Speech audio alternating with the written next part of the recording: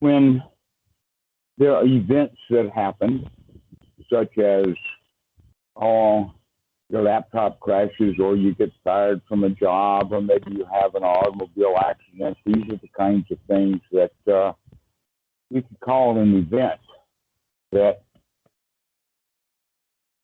when people are practicing, this is a real opportunity, and yet we don't quite understand it that way. So one of the things that you can practice on, let me give you this example first. The old Thai man had been going to this temple for his whole life. He was a monk, he was ordained there, and later he intends to ordain again, and he is equivalent of a deacon.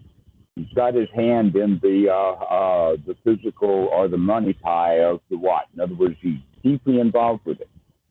A new monk comes to stay there, and he and the monk gets into an argument. This old man is wise enough when he goes home to make sure that he does not think about that monk. But in the course of that, he also decides he's not going to think about the wat at all. He's going to throw the wat completely out of his mind. That when he goes back to the wat, he'll go back to the wat, but he's not going to go back to the wat or think about the wat at all. And so he gets it out of his mind completely. This is what I would refer to then as a not-to-do list or a not-to-go-there list. And so, for example, if someone loses their job, then the days and weeks after that, they will think about, oh, I've got to go get another job, or they were bad to me, or I'm a little bit pissed off at what happened, and all of that kind of thought. So there's an entire world of negative feelings and negative thoughts that can arise in regard to the whole world of work, especially if there's been a turmoil at this moment. And so not just for a sitting practice, but for all the time, you can recognize that any time that the thoughts about that old boss or the job or what am I going to do next, anytime any thoughts come up that way, there's going to be associative feelings that come up too. Feelings of fear, feelings of anger, feelings of sadness, feelings of regret, feelings of the whole range of them, in fact, can be there. And all of them are physical, and all of them pump chemicals into the body that are associated with fight and flight. Now, 10,000 years ago, 100,000 years ago, if somebody fired you, you just pick up an axe and go to war right there with them. That's what happened back then. We were a very violent species. We still are. But now in our socializations, we're told, oh, don't be violent physically, but we still are quite violent in our own minds. And because of that violence in the minds, giving all the chemicals that we need in the body to be violent, and then we refrain from violence physically, means that now we've got a lot of junk and poisons in the body. People can make themselves stressed and become sick with stress. And what is the stress? The stress is worrying about the job.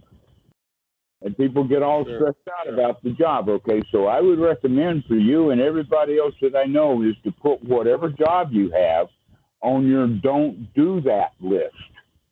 So that any time that you figure out that you're thinking about the job, anytime any thoughts come up about that job, any visual images that just flash, okay, a visual image of the desk that we sit at, or the visual image of the door, or the picture of the building, or a face of the boss, any kind of visual images that flash, or anything like that, we could catch that and say, I'm not going to go there. I'm going to sit here and practice wholesome thoughts instead. Now, it may be that these things are tough, and they reoccur, and they reoccur, and they reoccur, and keep coming back, but that just gives you more opportunity to flex that sati muscle. You say, oh, I can get rid of it again. And we never want to lower ourselves into the opinion or the attitude of the loser of poor me, or I might as well go ahead and think about it because I want to think about it. Instead, we want to take that strong determination to put that skin in the game, as you and I have talked about, and say, I am not going to think about that job. I am going to think about what's happening right now. That's what is important. And so we keep dragging the mind out of that past because that's gone now. It's over. So, whatever it happened, it's over. Yeah, so a couple comments. So one is, it's interesting because I felt very confident today. I felt like, it's okay that this happened. I'm gonna get through it. I'll find something else. I'll find something better. Right. Those are all wholesome thoughts. Those are the kind of thoughts to have. Yes, and I was even walking down the street. I had a very interesting moment that happened today. So I was walking my dog. We were walking down the street here in New York, and I'm just thinking, I do not feel at all bad about that. I feel like it's all going to be okay. I will find something better. I feel confident. I feel self-assured, And then I came to an intersection, and there was a guy out in the middle of the intersection yelling and protesting about George Floyd. You've probably heard about this in the U.S. And he's doing a whole protest. I think there are a few other people there involved, several other people, and there was a big police presence there.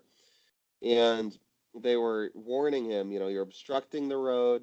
If you do not leave the road, we will arrest you. Please leave the road. They said it several times, and he would not leave. And so they then went and arrested him. And I thought to myself, it's really kind of amazing to see someone that so believes in what they're doing. They have so much skin in the game and what they believe in here that they are willing to get arrested, for the sake of their beliefs. And I thought, I hope whatever my next job is, that I feel as passionately about it that I would get arrested for it, like this person. And that was kind of an interesting moment. So I thought I'd share that. There's one other interesting thing, and this is kind of tangentially related, but I think one reason the job didn't work out, that I noticed about myself, and this I think kind of has something somewhat to do with my practice actually, and I mean my practice over the long term, the long haul, since before I met you, just my practice in general. Is this job is the kind of job where they would want me to devote my entire life to it, like no free time, like 12-hour days, like lots of events, this and that. And I don't feel that way about work. I like to just sit back and do some stuff and then, go to the gym, walk the dog, talk to you, talk to my friends, see my friends, family, call my mom, I like a more balanced life. Gordon Gekko would not approve. He wouldn't. No, he wouldn't. And so I feel a little bit detached, and it's funny because I see other people in the company that some of them really get into it. They'll do the 12-hour days. They'll do the 9 to 9 instead of the 9 to 5, And I'm just not like that. I just don't want to do that. Like that is just not my thing. Maybe if I felt like that guy in the street. You say it this way, instead of saying it, I'm not like that, perhaps a more precise thing to say is, I can see through that. Yes, I see through it, exactly. And I see these people, in the rat race, and they're just, it seems like an unhappy thing, and I don't want that, and like, I'm like, I see. That in fact, it seems like, which came first, the chicken or the egg? Did the movie Wall Street happen because of Reagan, or did Reaganism go south because of the mentality that that movie had? But something happened in the 1980s. And before that, we had things like unions and 40-hour work weeks and all kinds of stuff like that. But now, because of the changes in the laws and whatnot like that, especially plugging in insurance and how many hours you've got to work before you get insurance and that kind of stuff, has really made the game complicated. So that instead of having people work at 40 hours a week, they would rather people work for 75 and 80 hours a week and have fewer staff. Yep. Than have people at 40 hours a week and have to pay them. They would rather have some staff that work for 29 hours a week and everybody else working at 80 hours a week. And that's where it's most profitable for the companies. They want that. Right. They're going to make money out of you. This is, in fact, what Karl Marx was all against, that many people, because of Karl got a really, really black eye several times. But the point that he was making was that if people get together in a small community or collective of skills and form their own company, then each individual member of that will much more likely get full value for his time. But if you have someone who comes and hires all of the people in that group, then that guy's going to do that in the sense that he's going to get wealthy, and all of the other people are going to get less than what they deserve. Right. And, it's funny because, in this job, like there would be some event, some company event, like a development session or whatever, learning session, this and that. And everyone would have to go, and you would see if someone had to leave for some reason, they'd write a very polite comment like, "This was such a great session. Thanks so much for having me at this session. Wow, Donald Trump day." is at your office too, huh? Yeah. Yeah. Exactly. And I'm just thinking this is just a bunch of bullshit, like this is a waste of my time. This is not improving my life. It's and and it's like, These are all the kind of wise decisions that a young man like you makes once they get interested in the Dhamma. That in fact, this is the whole point that the Buddha was making about the four requisites. The four requisites are just enough food, just enough housing, just enough clothing, and just enough medical attention. Now, surprisingly enough, most people in the United States either don't have enough of one of those things, and there's a whole other group of people who have way too much of all of those things. sure. And that every one of us is told, oh, the more the better, the bigger the house, the better, and all of that kind of stuff. And so this is where the greed has come in. In fact, greed and capitalism are the same thing. So when we talk about a capitalistic society, that just means that people are going to want to work hard if they can get well rewarded for it. Right? Even if that reward is 90% of that reward actually should have gone to other people. Sure. Well, because they did the work, yeah. not you. Okay, so this is what's happened. And you can see the disparity of the people in top management are making more and more percentage of the money while the workers are making less and less. And this is capitalism. And well, yeah. And that's the society that you live in. Okay, there's two solutions to that problem. One solution is the one that's the most effective in a big way, but it's still ordinary.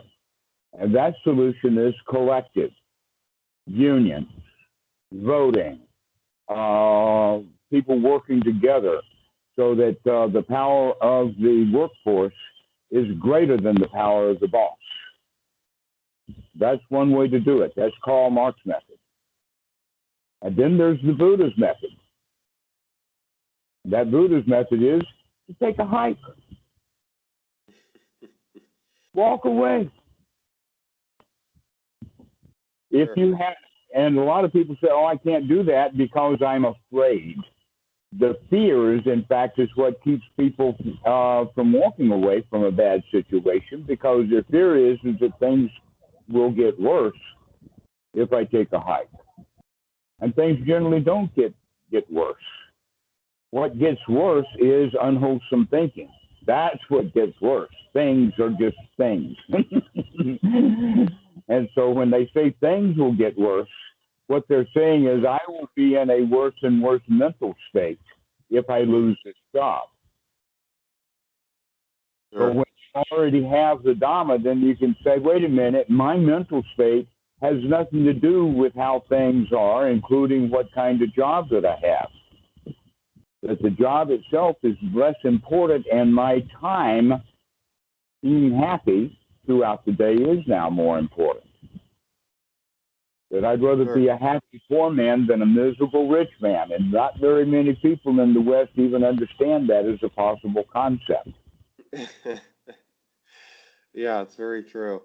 Okay, Yeah. but the Buddha also talks about it, and the psychology knows this too, and that is that there is a ground floor. And there's a lot of people who in New York and other places that are normally be considered homeless. But they're homeless not from their own design and their own understanding. They're homeless because of the circumstances, and they don't like those circumstances at all.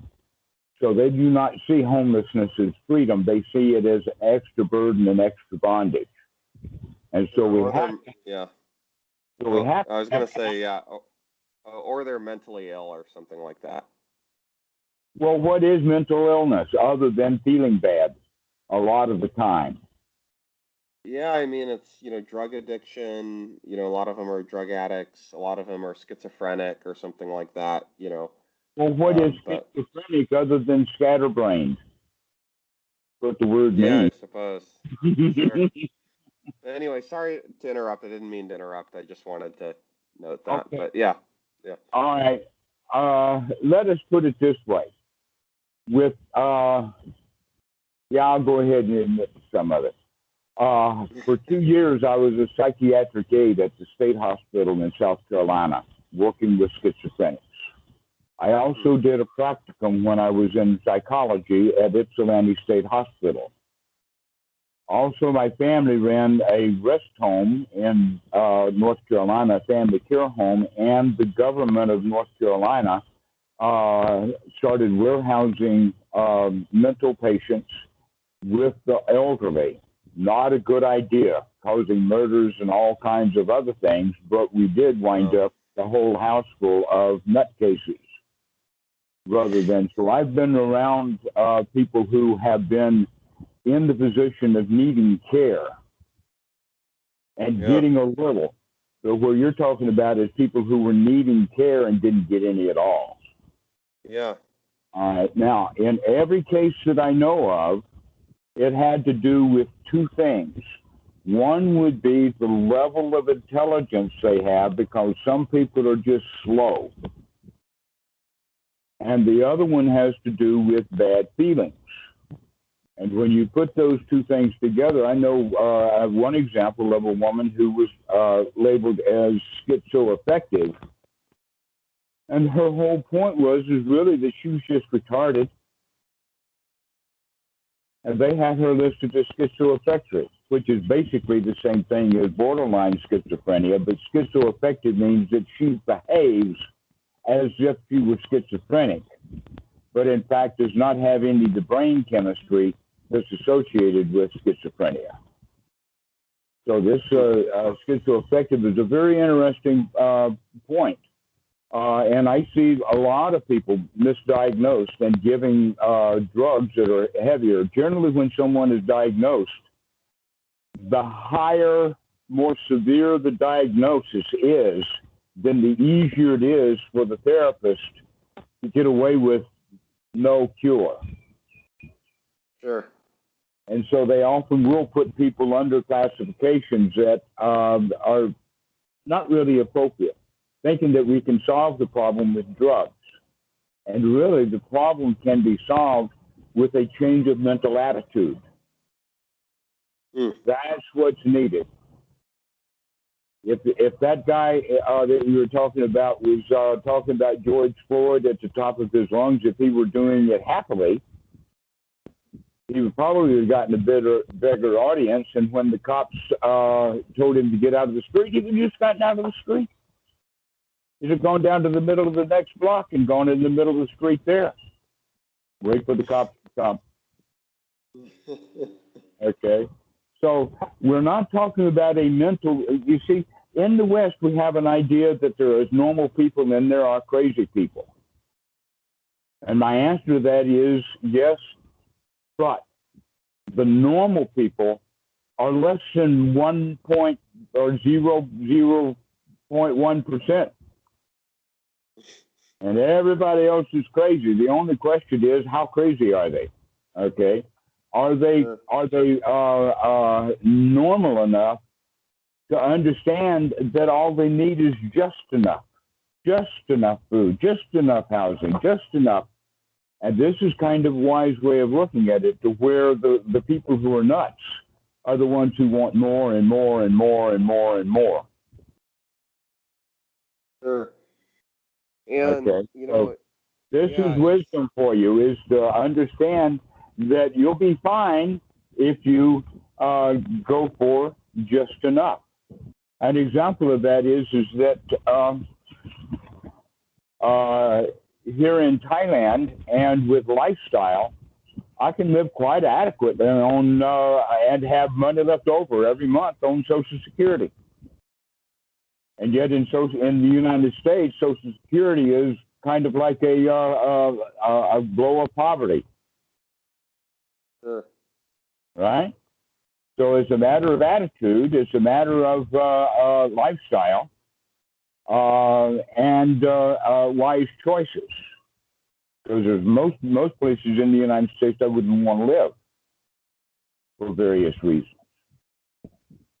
Most of it has to do with how much greed there is there. The more greed, the less likely to be happy there. So New York's not a good place, full of greed. Texas is not a good place, it's full of greed.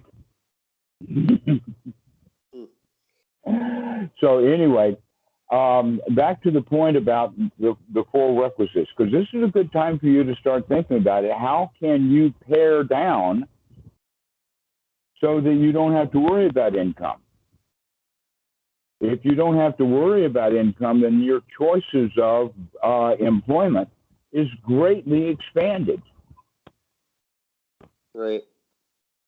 And this is something that is quite useful for you to understand, that you can get by quite easily on a whole lot less.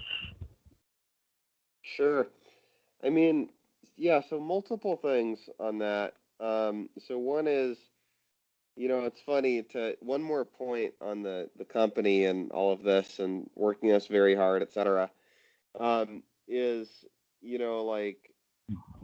people would get so into it, and part of me would think, like, you're really getting into this so much so you can make a few people rich.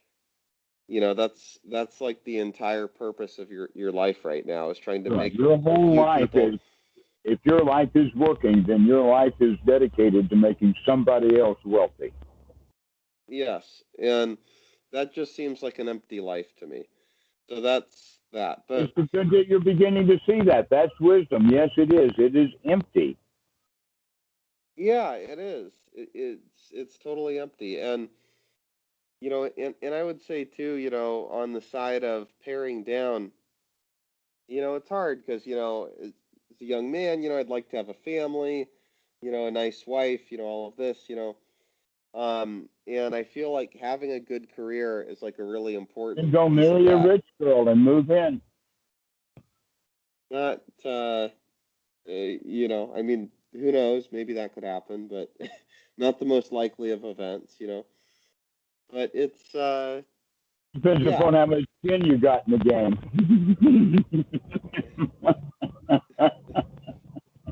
Yeah, I guess. Yeah.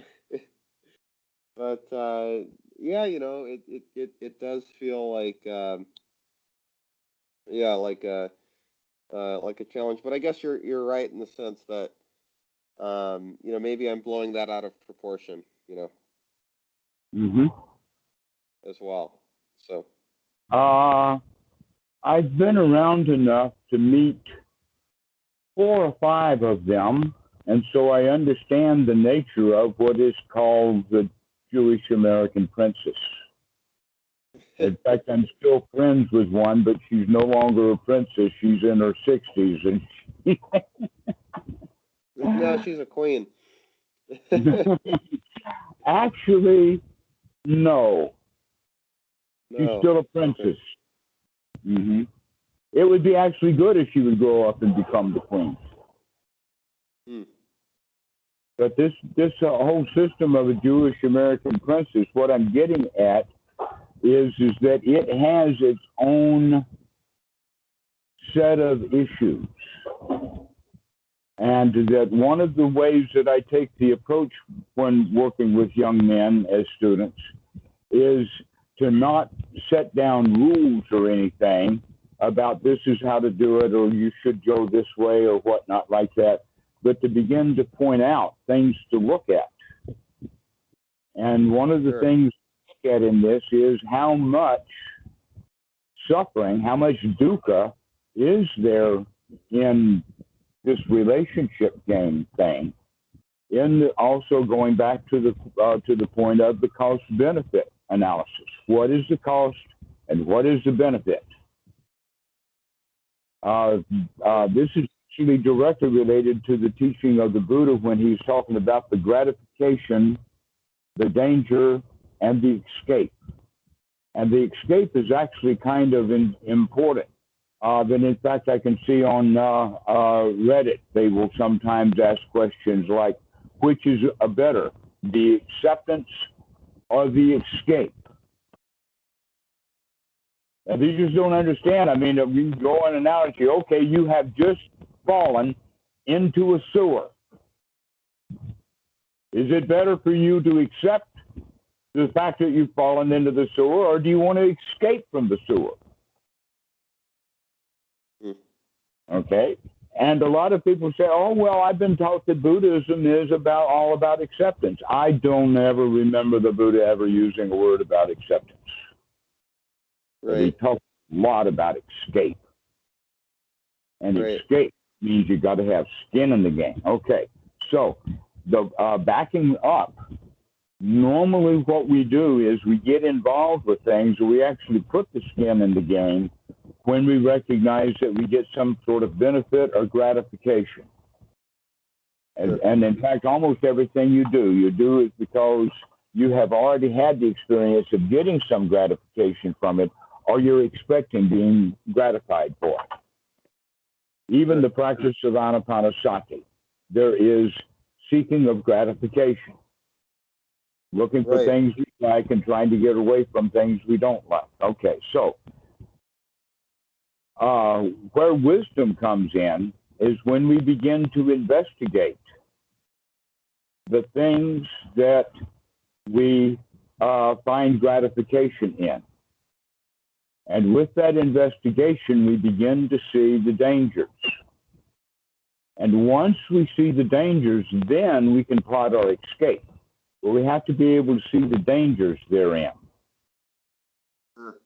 Okay, so you have to know the sewer to be able to escape it. Right, you got to know that you're in a sewer to escape it, and better still, you got to know sewers before you jump into them. Right. But the only reason to really know a sewer is because you've been in and you got out, and now you don't go back in. That's the way of looking at it. Is you said once you get into a sewer, we need to figure out that hey, this place is dangerous. Sure.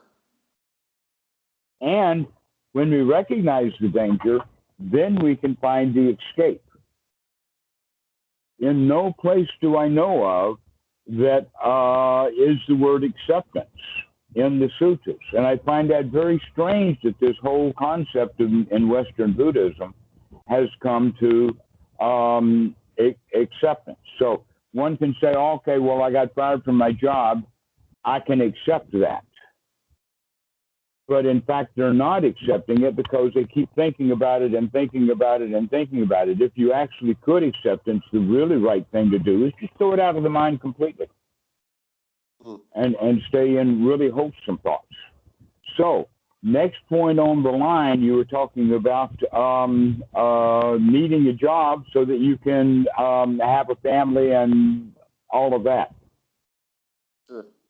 Okay. Well, if you can begin to see that that's merely seeking gratification, and it's the same gratification seeking that we have been kind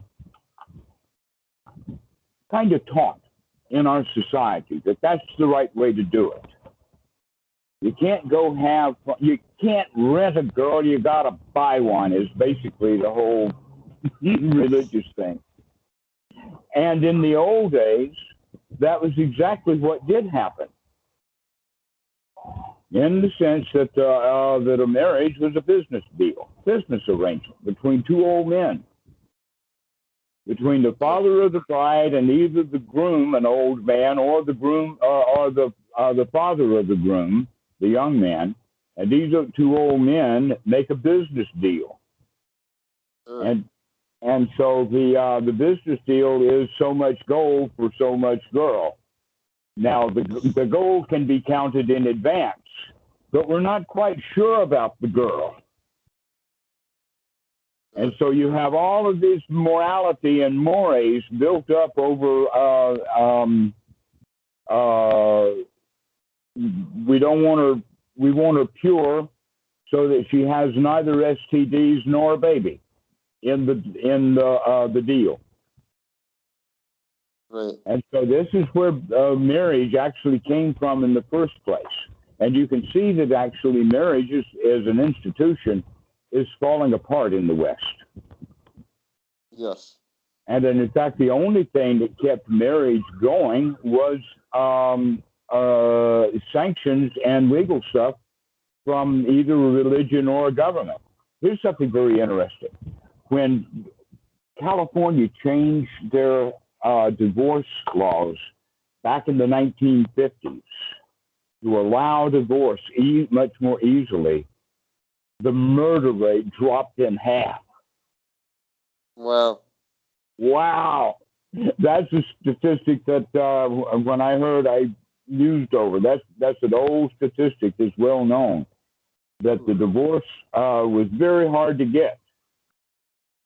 And in fact, on another level, look at all of the historical significance of the fact that the Pope at the time would not allow Henry VIII to annul a marriage. Right. And all it was is just a high five, or yeah, you're annulled, and that's all there is to it. Because Henry couldn't get that annulment, the Catholic Church lost all of that property in England. Starting of the Anglican Church and all kinds of stuff, okay? So this is how it goes with this issue of ownership and control that is associated with marriage. And that it's socially unacceptable either for a very short time or middle arrangement to rent, that you've got to go purchase, you got to go get married or whatnot like that. And so many people think that marriage itself is a commitment, where in fact nowadays there's many, many reasons to get married, but very few of those good reasons to get married have anything to do with the traditional reasons at all. An example is the girl wants to stay in this country. And so she finds a local boy and they get married, and it doesn't matter whether they stay married or what the marriage is or not, because we're talking about that the government has thought that marriage was important, where in fact governments would probably be better off if they stayed out of marriage altogether and just had individual income taxes. Those married things were done in the 1950s as a reaction to the society where women were supposed to stay at home and men went to work. That's no longer the case, so there's no real reason to have marriage, anything at all. To just repeal every law on every book in every state about marriage. Just eliminate divorce. Just eliminate marriage. Just have a decree. Anybody that you were married to, we don't need you to change your lifestyle or do anything different. We just don't care whether you're married or not anymore. That's an interesting idea. Yeah. You don't want to live together, don't live together. You don't have to come to me, the judge, for me to figure anything out. You got to go figure it out for yourselves. Sure. So, Dhammarato, I'm getting quite tired. I think I need to hit the hay. Okay. Let's finish this. Just finish up a little bit on this. Sure. And that is that the important thing then with this is to recognize that a lot of the stuff that we have in relationship stuff has to do with culture and supposed tos, rules, rituals. You probably got some women in your family who want you to get married and have kids. Yep. All right. But you can also begin to see the dangers in it. Right. Begin to look at what's really, really going on, because in fact, you could have complete freedom. Right. And this is what the Buddha was on about. He wasn't against sex. What he was for was this tied up, this bondage, to have freedom. And so this is always, not just with relationships and sex and whatnot like that, but those 3 points about to see the gratification that we have always been looking at, but now we're seeing it as just gratification. And now, through investigation, we're going to see the dangers in that. So the same thing about the gratification of hating the boss who just fired you. That's quite gratifying. Until we recognize the danger is that I feel unhappy and uncomfortable while I'm angry. Right. And therefore, I can drop that anger. Okay, well, we can do the same thing. If I really want that girl and want that girl and want that girl, I'm just making myself miserable. Sure. Because I don't have what I want. Sure. Okay, so now we begin to understand that, wait a minute, maybe it would be better if I only wanted things that were easily available. Right. And if I want only things that are easily available, my life is going to be so easy. So easy. Sure. Sure. It's when I want hard things is that the life becomes hard. So keep track of that, is look at the danger. We can also look at it in the sense with business as we call it a cost-benefit analysis. Before, all we saw was the gratification. We did not see, we could only see the benefit. We did not see the cost. Once we begin to see what the real cost of these things are, the benefit becomes diminished.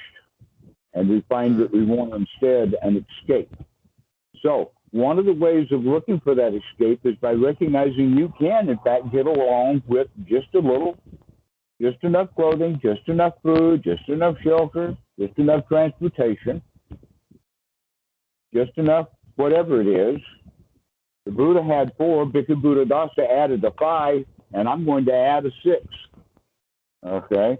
Just enough food, just enough shelter, just enough medication, just enough clothing. Bhikkhu Buddhadasa said just enough entertainment. And I'll add the 6th one, just enough transportation. And when we have those things, we got all we need. Sure. So this is where we'll leave it now. We'll leave it with just enough is the way of looking at it. Because wanting more than just enough is dangerous. Sure. Cool. All right, well, we'll leave it at that for now. We'll talk soon. And thank you very much. See you. See you soon. Take care. Bye.